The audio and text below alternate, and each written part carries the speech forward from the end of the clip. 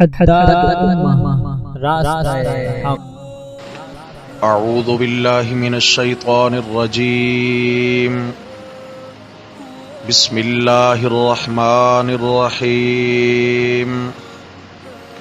ولا تقربوا الزنا انہ کان فاحشا وساء سبیلا۔ بولیں، آواز بڑھائیں اس کی۔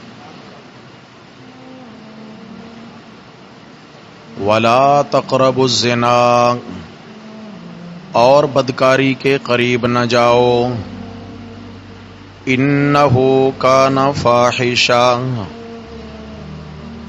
بے شک وہ کام ہے بے حیائی کا، وساء سبیلا، اور بڑی بری راہ ہے۔ صدق اللہ، ومن اصدق من اللہ قیلا۔ اللہم صل علی سیدنا و مولانا محمد وعلی آل سیدنا و مولانا محمد وبارک وسلم علیہ۔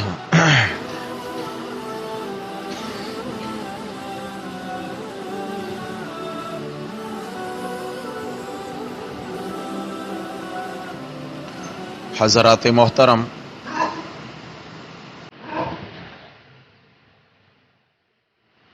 درس قرآن مجید کے سلسلہ میں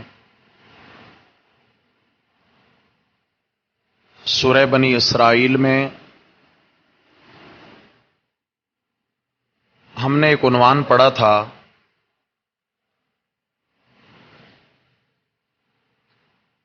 سورہ بنی اسرائیل میں ہم نے ایک عنوان پڑھا تھا کہ اللہ رب العزت نے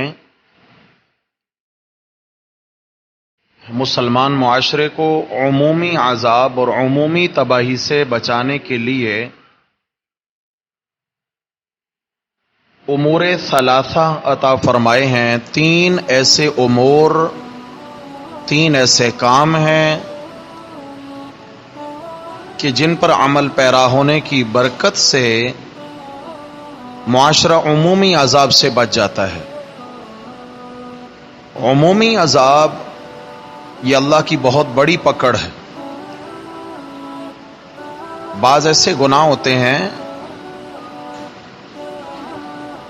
کہ جب اس معاشرے کا وہ گناہ حصہ بن جاتے ہیں تو اللہ رب العزت من حیث القوم اس معاشرے کو اور اس قوم کو عذاب میں مبتلا فرما دیتے ہیں۔ کون ہے؟ نہیں کریں۔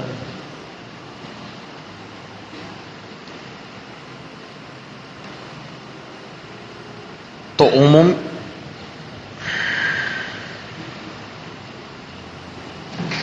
یہ آپ کا کام نہیں ہے بھائی، آپ نہیں کریں گے۔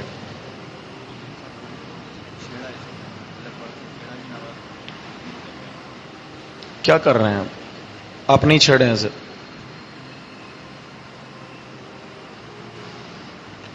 توجہ فرمائیں بھائی۔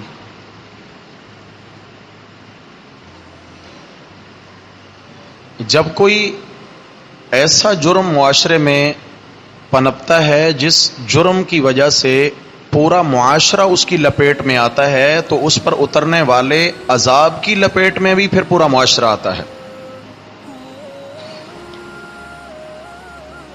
تو عمومی عذاب کی لپیٹ سے بچنے کے لیے اللہ رب العزت نے تین امور عطا فرمائے ہیں۔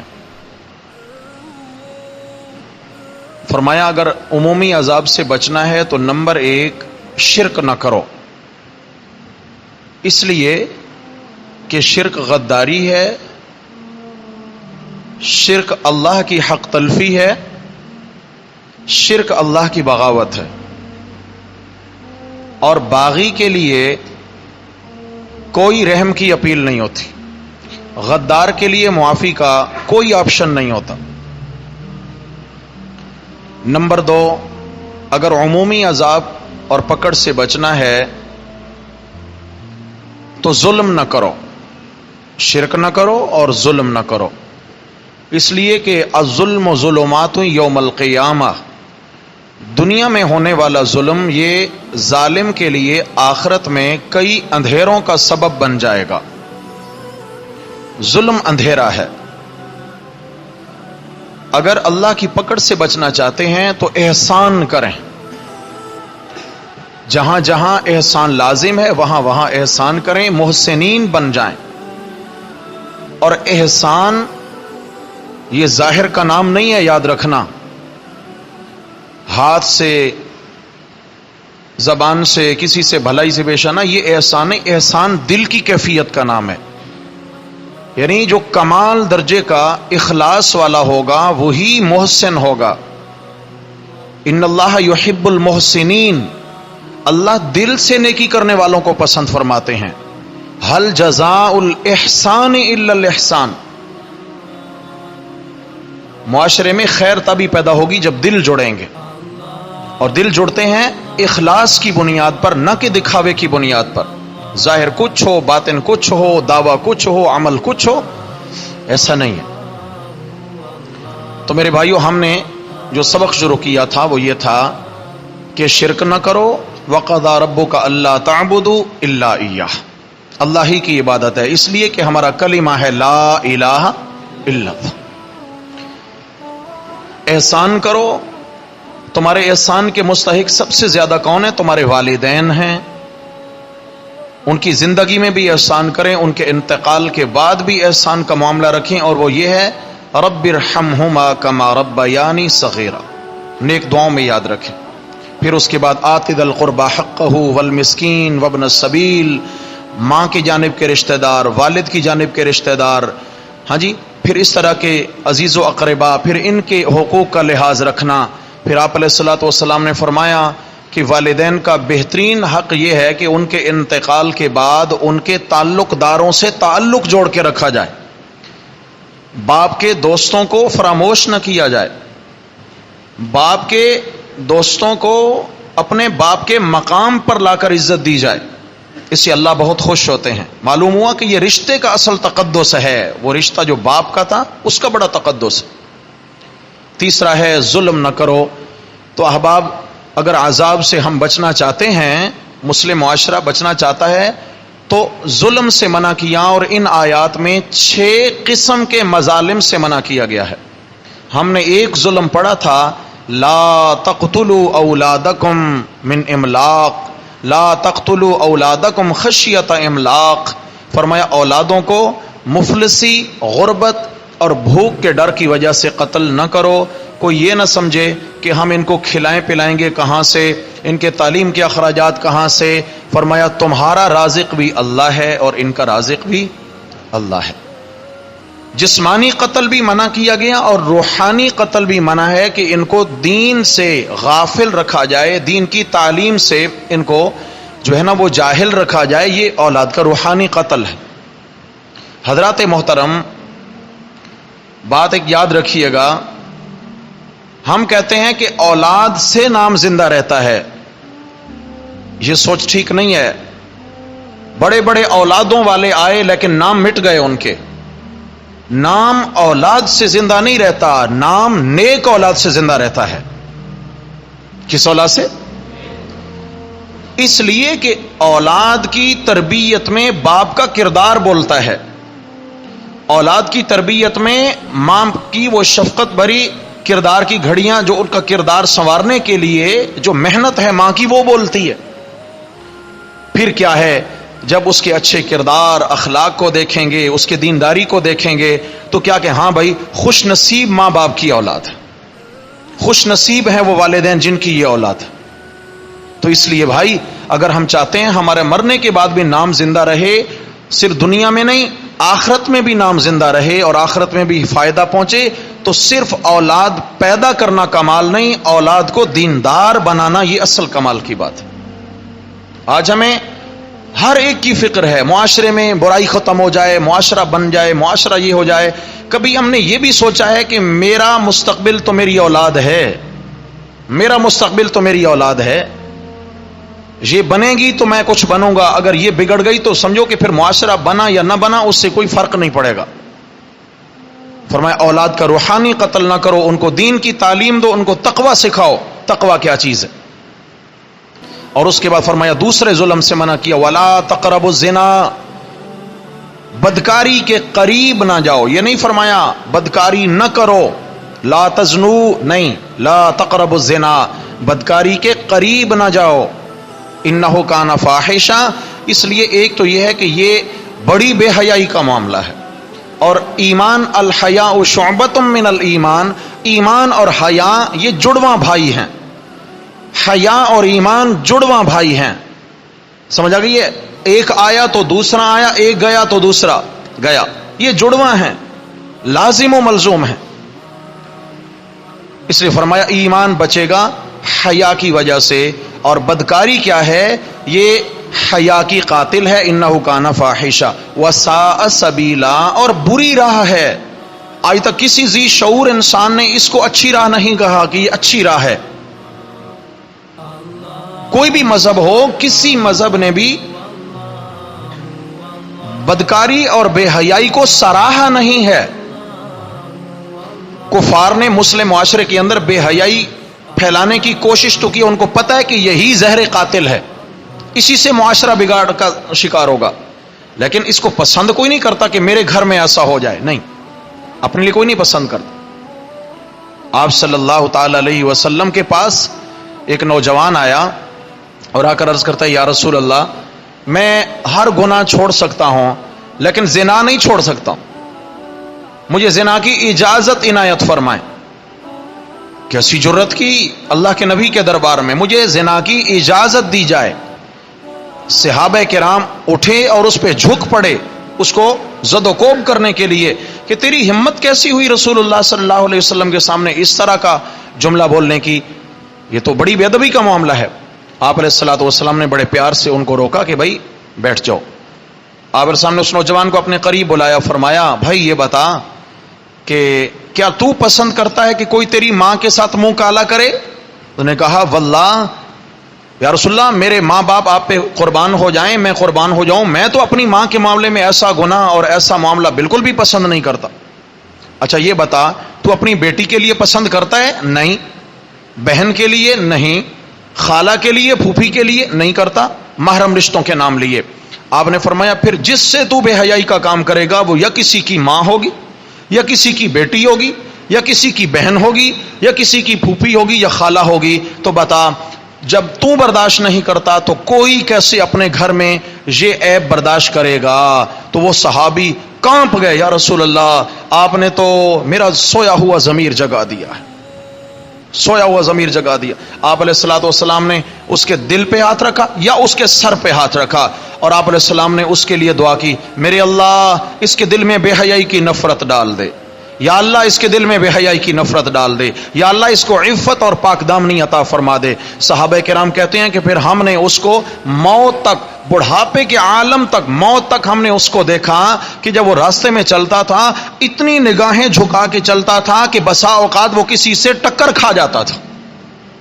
اور فرمایا اس صحابی جو نوجوان تھا کل کا، جو کل تک وہ بدکاری کی اجازت لینے آیا، اس کی نظر میں تمام گناہوں سے بڑھ کر اگر کوئی قابل نفرت گناہ ہو گیا تھا تو وہ زنا کا گناہ ہو گیا تھا۔ حضرات محترم یہ قرض ہے، یہ قرض ہے۔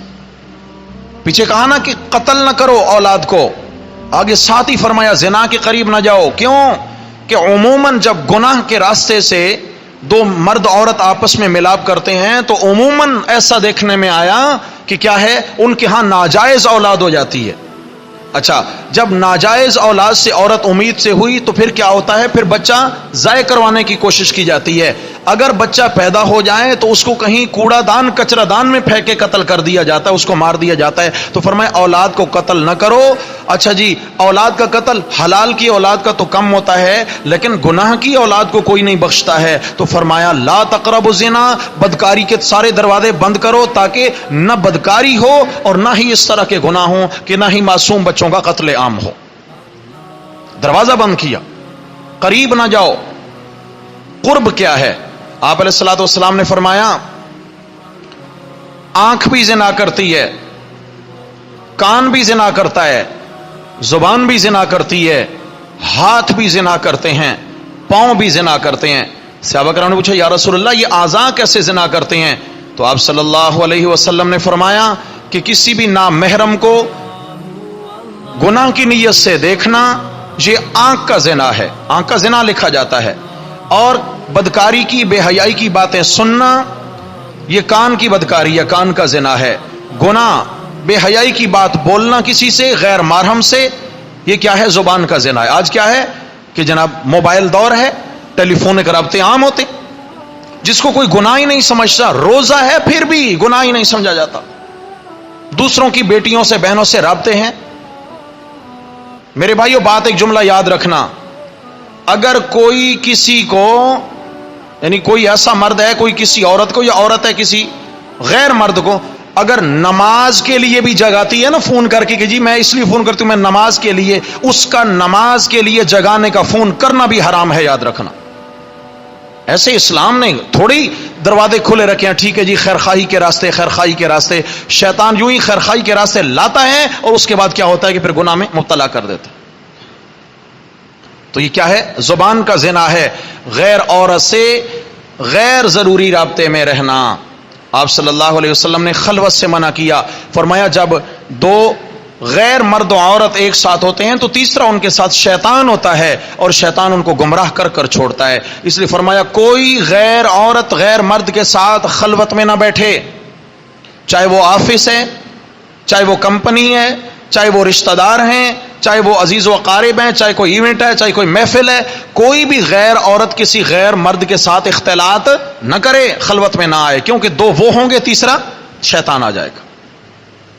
فرمایا لا تقربوا الزنا، بدکاری کے قریب نہ جاؤ، یعنی ان اسباب کو ختم کرو جن سے بدکاری تک پہنچنے کا راستہ ملتا ہے۔ عورت کی بے پردگی یہ سب سے بڑا راستہ ہے، عورت کا نیم برہنہ لباس یہ سب سے بڑا راستہ ہے۔ آپ صلی اللہ علیہ وسلم نے فرمایا رب قاسیات عاریات مائلات ممیلات، بہت ساری ایسی عورتیں ہوں گی، یعنی قرب قیامت میری امت میں بہت ساری ایسی عورتیں پیدا ہو جائیں گی جو لباس پہننے کے باوجود ننگی دکھیں گی، یا تو اتنا باریک لباس ہوگا کہ بیچ میں سے بدن دکھے گا، یا اتنا ٹائٹ سلا لباس ہوگا کہ بدن کے اتار چڑھاؤ دکھیں گے، لباس پہننے کے باوجود وہ ننگی ہوں گی۔ یا رسول اللہ آخر یہ کیوں کریں گی؟ فرمایا مائلات ممیلات، غیر مردوں کو اپنی جانب راغب کرنے کے لیے اور غیروں کی طرف خود راغب ہونے کے لیے۔ مقصد کیا ہوگا؟ غیر مرد میری تعریف کریں، غیر مردوں میں میرا نام ہو۔ ہاں جی واقعی ایڈوانس سوچ کی ہے یہ، اسکولوں، کالجوں، یونیورسٹیوں میں جہاں پہ مخلوط نظام تعلیم ہے وہاں اس طرح کا گناہ اتنا عام ہے کہ اس کو گناہ تصور ہی نہیں کیا جاتا۔ غیر مرد و عورت کا آپس میں دوستانہ فرینڈشپ، یہ معاملات میرے بھائیوں اسلام نے اس کو زنا کا راستہ قرار دیا ہے، اور فرمایا لا تقربوا الزنا، ایسی راہ پہ مت چلو کہ تمہارا اگلا قدم بے حیائی اور برائی میں ہو، مت کرو ایسا کام، یہ ظلم ہے۔ کہا نا 6 ظلم نہ کرو، ان میں سے دوسرا ظلم کیا ہے؟ کسی کی عزت کا کھلواڑ نہ کرو، یہ بڑا ظلم ہے۔ کون ہے جو اپنے بارے پسند کرتا ہے؟ جب اپنے بارے پسند نہیں کرتے کہ میری عزت کا جنازہ نکلے، تو کسی کا عزت کا جنازہ نکالنے کا اسلام کس کو حق دیتا ہے؟ کسی کو اختیار اور حق نہیں ہے۔ حضرت امام حسن بصری رحمۃ اللہ تعالی علیہ خوابوں کے بڑے معبر تھے، اللہ نے تعبیر کا بڑا علم دیا تھا۔ یہ خوابوں کی تعبیر بھی ایک خداداد صلاحیت ہوتی ہے، یہ کتابیں پڑھنے سے نہیں آتی، خداداد صلاحیت ہوتی ہے، یہ علم و حکمت کی چیزیں ہیں۔ امام حسن بصری رحمۃ اللہ علیہ تشریف فرماتے کہ ایک بندہ ان کے پاس آ گیا، حضرت مجھے خواب دکھا ہے، مجھے تعبیر بتائیں کہ میرے پڑوس میں، پڑوسیوں کے گھر ایک سفید رنگ کی کبوتری ہے، میں نے اس کبوتری کو پکڑا ہے اور اس کے میں نے پر نوچ ڈالے ہیں، اور میں پیچھے مڑ کے دیکھتا ہوں تو میرے گھر کی دیوار پھٹ رہی ہے، ایک کالا کوا ہے جو میرے گھر کی دیوار میں سے سوراخ کر رہا ہے، اور وہ سوراخ کر کے میرے گھر کی پچھواڑے سے میرے گھر میں داخل ہوا ہے، کالا کوا۔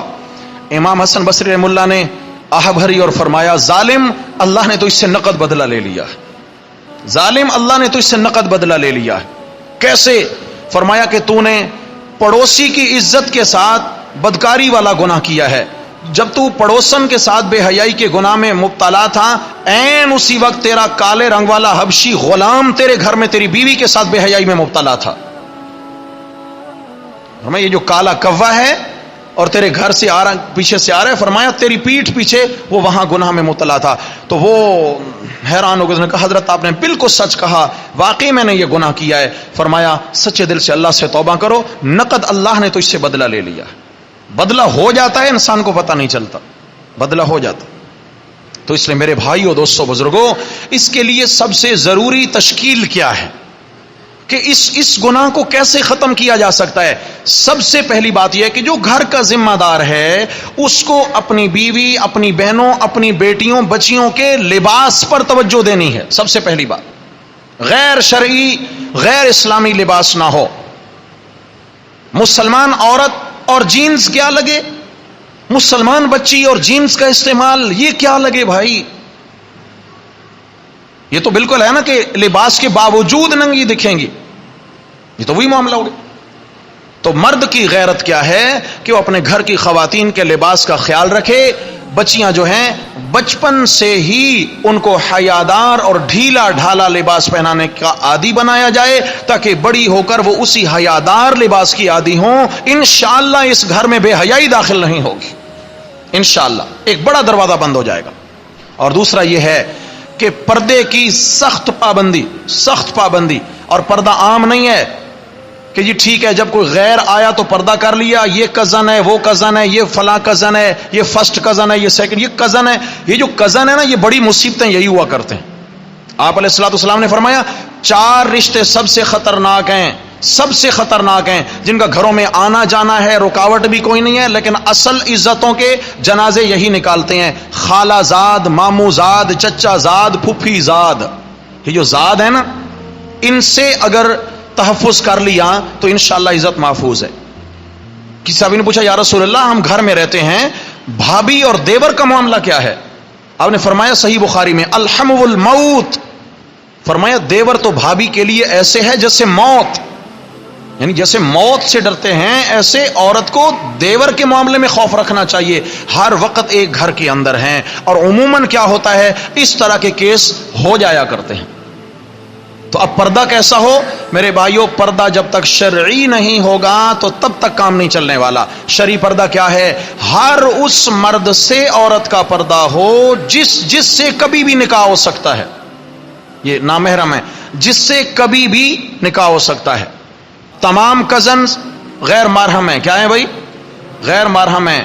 اب ان کے گھروں میں آنے جانے پہ جب تک روک ٹوک نہیں ہوگی، پابندی نہیں ہوگی، تب تک میرے بھائی خیر نہیں ہے۔ آپ علیہ الصلوۃ والسلام رحمت للعالمین ہیں، آپ نے امت کی خیر خواہی فرمائی ہے۔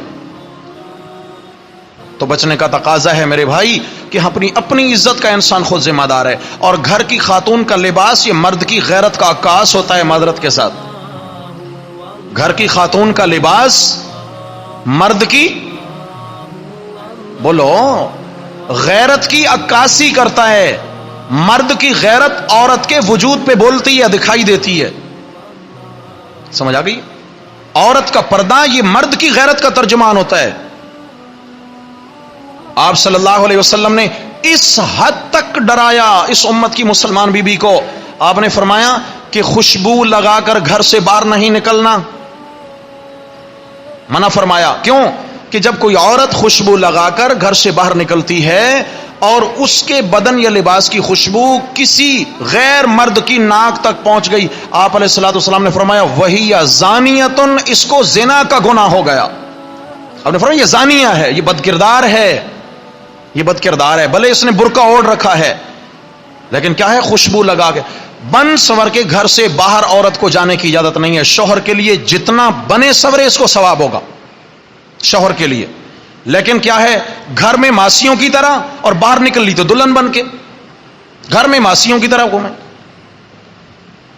تو اس لیے میرے بھائیوں، ہم سب کی ذمہ داری کیا ہے؟ مسلمان معاشرہ مرد و عورت کے وجود سے بنتا ہے، مرد کی آنکھ میں بھی حیا ہو، عورت کے وجود اور لباس میں بھی حیا ہو۔ انشاءاللہ جب دونوں جانب سے حیا ہوگا تو اللہ تبارک و تعالی عزت کی حفاظت کریں گے۔ نمبر 2، اگر ہم چاہتے ہیں کہ ہماری عزتیں محفوظ رہیں تو ہم اپنی عزت کا پہرا نہ دیں، پھر ہم دوسروں کی عزت کے پہرے دار بنیں، انشاءاللہ اللہ ہماری عزت کے پہرے خود دیں گے انشاءاللہ۔ فرمایا لا تقربوا الزنا، یہ ظلم ہے، اس ظلم کے قریب نہ جاؤ، کسی کی عزت کا تماشا مت بناؤ، یہ بہت بڑا ظلم ہے۔ انہ کان فاحشہ، یہ بدکاری ہے، بے حیائی ہے، ساء سبیلا، اور بری راہ ہے، اس راہ کو آج تک کسی نے بھی اچھا تصور نہیں کیا۔ دعا ہے اللہ جل شانہ مسلمان معاشرے کی عزت اور ناموس کی حفاظت فرمائیں۔ اقول قولی ھذا استغفر